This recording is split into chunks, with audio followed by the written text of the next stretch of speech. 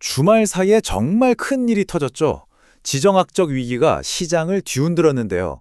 하지만 이게 그냥 갑자기 일어난 일일까요? 사실은 이게 단지 도화선이었을 뿐입니다.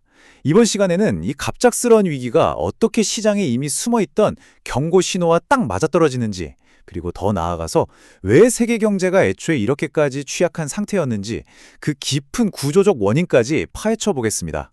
자, 그럼 도대체 무슨 일이 있었는지 그 사건의 발단부터 바로 한번 들어가 보죠. 주말 내내 전 세계를 긴장시켰던 속보입니다. 상황이 정말 심상치 않습니다. 미국과 이스라엘이 이란을 상대로 군사작전을 시작했고 곧바로 보복 공격이 이어지면서 중동 전체가 그야말로 일촉즉발의 위기 상황에 빠졌습니다.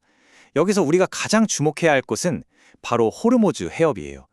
여기가 왜 중요하냐면 전 세계석 위의 20%, 그러니까 5통 중 1통이 바로 여기를 지나가거든요. 이 핵심 수송로가 위협받는다는 건 전 세계 에너지 공급망에 그야말로 비상등이 켜졌다는 얘기입니다. 시장은 이런 예측 불가능한 충격을 제일 싫어하죠. 그런데 말이죠. 이번 분석의 진짜 핵심은 이겁니다. 만약에 이번 전쟁이 문제의 원인이 아니라 이미 위태롭던 시장의 약한 고리를 드러낸 촉매제에 불과했다면 어떨까요? 바로 이 지점에서 두 번째 파트로 넘어가 보겠습니다. 전쟁이 터지기 훨씬 전부터 시장은 우리에게 아주 결정적인 신호를 보내고 있었어요. 바로 숨겨진 경고 신호죠. 이 문장이 모든 걸 말해줍니다. 가격 말고 딱 하나만 봐야 한다면 그건 무조건 신용 스프레드다. 시장의 건강 상태를 미리 알려주는 가장 중요한 단서라는 거죠. 이게 도대체 뭐길래 이렇게까지 중요하다고 하는 걸까요? 신용 스프레드, 말이 좀 어렵게 들릴 수 있는데 개념은 아주 간단합니다. 아주 안전한 미국 국채 대신 망할 수도 있는 어떤 회사 채권을 살 때 투자자들이 이 회사는 좀 위험하니까 이자 좀 더 줘 라고 요구하겠죠? 바로 그 추가 금리가 신용 스프레드입니다. 말하자면 기업의 부도 위험에 대해 시장이 매겨놓은 가격표인 셈이죠.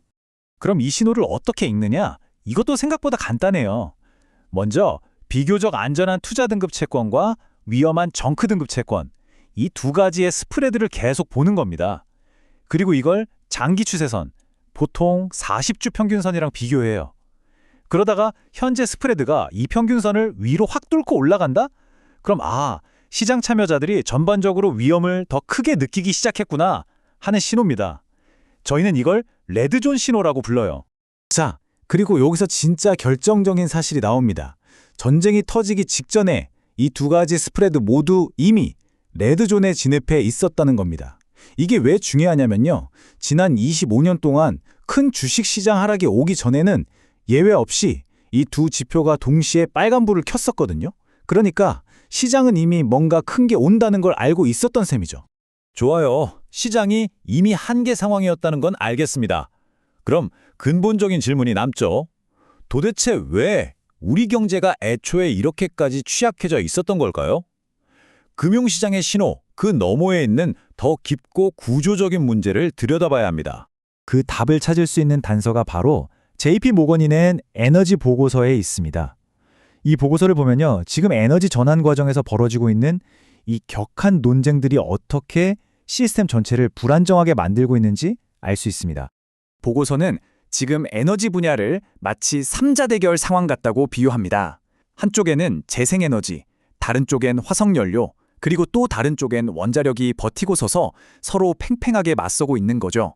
어느 한쪽도 쉽게 답을 내놓지 못하는 그런 교착 상태라는 겁니다. 이 불안정성의 한가운데 뭐가 있냐면 바로 상상을 초월하는 전력 수요 증가가 있습니다. 이 숫자 좀 보세요. 10배. 이게 뭐냐면요. 텍사스 전력망에서 데이터 센터들이 쓰는 전기량이 2030년까지 불과 몇 년 사이에 10배가 될 거라는 예측입니다. 이건 그냥 증가 수준이 아니죠. 폭발입니다. 자, 그럼 이런 생각이 들죠? 아니, 전지가 부족하면 발전소를 더 지으면 되는 거 아니야? 네, 맞습니다. 실제로 2025년 한 해에만 65기가와트라는 어마어마한 양의 발전 용량이 새로 생길 예정이에요. 겉으로 보기엔 아무 문제 없어 보이죠? 그런데 여기 아주 중요한 반전이 숨어 있습니다. 모든 전기가 다 똑같은 전기가 아니라는 거예요. 흔히 말하는 명목 용량과 실제 쓸 수 있는 유효 용량은 완전히 다른 이야기입니다. 새로 짓는다는 65기가와트는 대부분이 해가 쨍쨍하거나 바람이 세게 불어야만 전기를 만드는 재생에너지거든요. 이런 변덕스러움을 다 감안해서 정말 필요할 때 안정적으로 쓸 수 있는 전력, 즉 유효 용량은 고작 25기가와트에 불과하다는 겁니다. 바로 이 엄청난 격차가 전력망 전체를 뒤흔드는 구조적인 문제의 핵심인 거죠. 자, 이렇게 속은 이미 취약한데 겉으로 충격이 딱 가해지니까 시장은 어떻게 반응했을까요? 이제부터는 이 새로운 현실의 투자자들이 어떻게 움직이고 있는지 그 새로운 투자 전략을 한번 들여다보겠습니다. 이 표를 보시면 시장의 분위기가 확 느껴지실 겁니다. 연초부터 지금까지 누가 이기고 누가 졌는지 성적표가 딱 나오죠. 보세요. 에너지, 소재, 필수 소비재 이런 섹터들은 경기가 안 좋을 때 잘 버티는 소위 방어주들이거든요. 이쪽은 수익률이 엄청나죠. 반면에 기술주나 금융주처럼 경기를 타는 성장주들은 줄줄이 마이너스입니다. 투자자들이 앞으로 경기가 나빠질 거라고 보고 안전한 곳으로 돈을 옮기고 있다는 아주 확실한 증거입니다. 그리고 또 하나 재밌는 현상이 있어요. 바로 미국 시장이 다른 나라 시장에 비해 힘을 못 쓰고 있다는 겁니다. 미국을 제외한 다른 글로벌 시장들은 오히려 성과가 괜찮은데 유독 미국 대형주 시장만 부진한 모습을 보이고 있죠. 이것도 새로운 투자 전략의 중요한 부분 중 하나라고 할 수 있습니다. 마지막으로 가장 안전한 자산으로 여겨지는 미국 국채 시장을 한번 볼까요? 10년 만기 국채 금리가 3.96%까지 뚝 떨어졌습니다. 이게 4개월 만에 가장 낮은 수치거든요. 채권 금리가 이렇게 떨어진다는 건 채권 가격이 그만큼 올랐다는 뜻이고 그만큼 많은 사람들이 안전자산을 찾아 몰려들고 있다는 얘기입니다. 채권 시장은 이미 경제가 심각하게 나빠질 가능성을 가격에 반영하고 있는 거죠.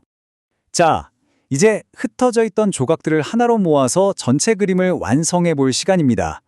그래서 앞으로 우리는 무엇을 생각해야 할까요? 오늘 이야기의 가장 중요한 결론은 이것입니다.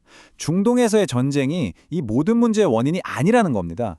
전쟁은 그저 하나의 계기였을 뿐 진짜 문제는 우리 에너지 경제의 깊고 구조적인 취약성 때문에 시장이 이미 유리잔처럼 깨지기 쉬운 상태였다는 거죠. 그 약한 고리를 전쟁이 툭 건드렸을 뿐입니다. 외부 충격이 아니라 이미 골마있던 내부의 문제가 터져 나온 겁니다. 이렇게 사방에서 격한 말들이 오가고 대시보드에는 온통 빨간 경고등이 켜져 있는 세상에서 과연 안전이라는 건 뭘까요? 어디에 있는 걸까요?